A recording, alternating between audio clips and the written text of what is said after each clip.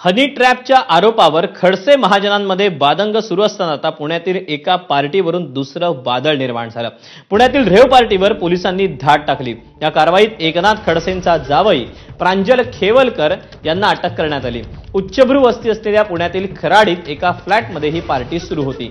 खराडी पोलिसांनी पार्टीतील 7 आरोपींना अटक केली असून न्यायालयाने सर्व आरोपींना 2 दिवसांची पोलीस कोठडी सुनावली आहे।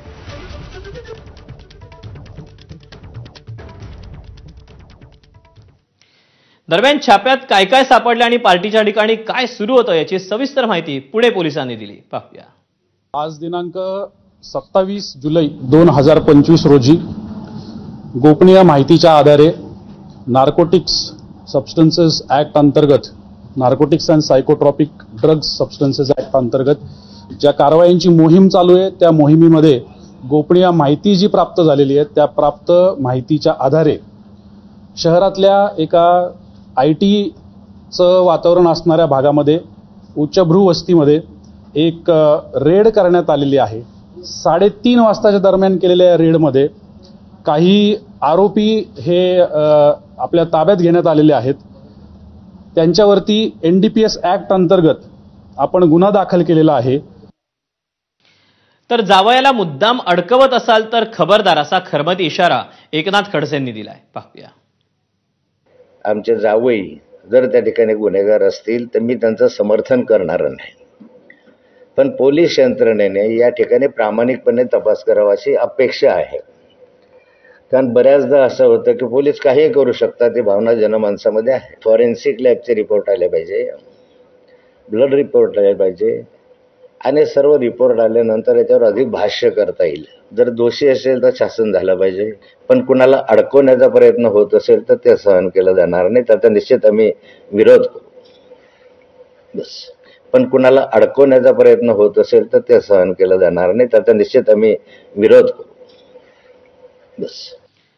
दरम्यान जावयाला कुणी कडेवर उचलून नेलं नाही अशी खोचक प्रतिक्रिया गिरीश महाजन यांनी दिली। तर खडसेंचा जावई दूधखुळं बाळ आहे का असा सवाल प्रवीण दरेकरांनी केला।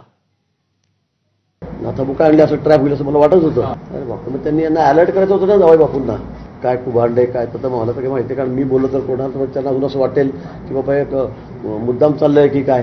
पण आता जावायला कसं होतं की लहान मुलं आहे ना, की त्याला उचलून घेऊन गेलं रात्री 3 वाजता 4 वाजता। तर मी बघतो की 3 वाजता रेड झाली, कोणी सांगतो 2:30 वाजता वेगळे, 4 वेगळे आहेत, असं कसं होईल? नाही, ट्रॅप कसा काय? ते काय लहान मुलगा आहे का?